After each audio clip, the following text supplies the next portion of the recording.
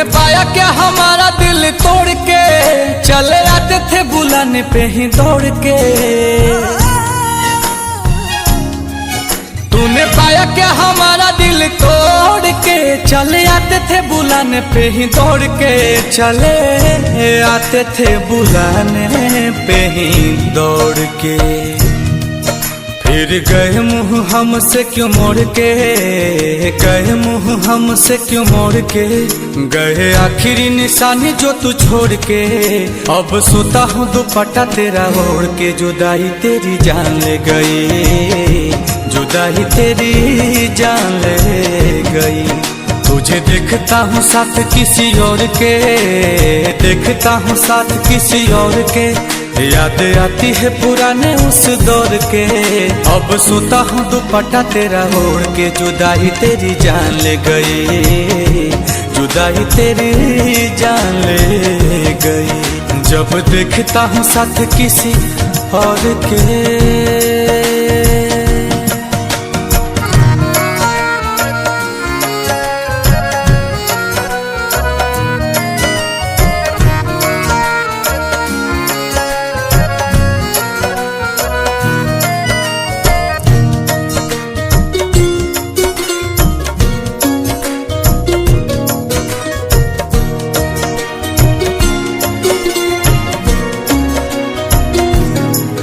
तेरी मेरी पहली वो मुलाकात थी, उस दिन से ही तू मेरे साथ थी।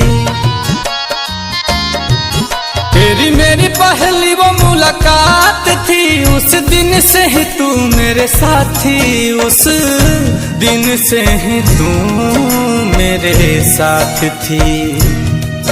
फिर तोड़ दी कसम सारी प्यार की, तोड़ दी कसम सारी प्यार की।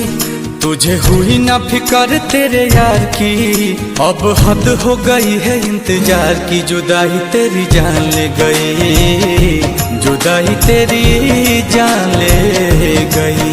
गए आखिरी निशानी जो तू छोड़ के, आखिरी निशानी जो तू छोड़ के।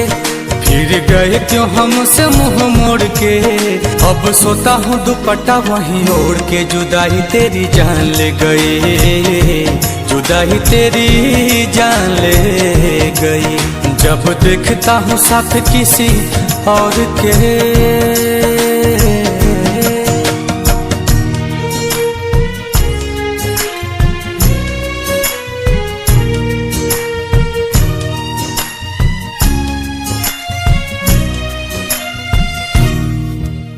तुम्हारे बारे में अब कोई बात नहीं करते, तुम्हारे बारे में अब कोई बात नहीं करते।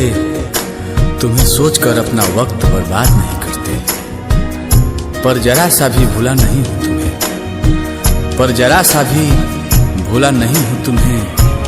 वो अलग बात है कि तुम हमें याद नहीं करते। कैसे भूले वो बिताए साथ लम्हे, मुझे छोड़ने का तुझको न गम है।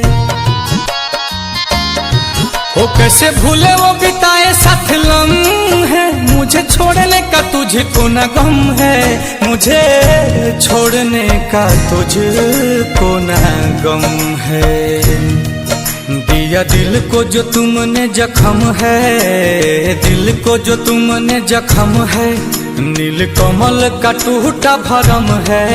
हाय रहबाए कैसा सितम है। आंसू की मुस्कान ले गई, जुदाई तेरी जान ले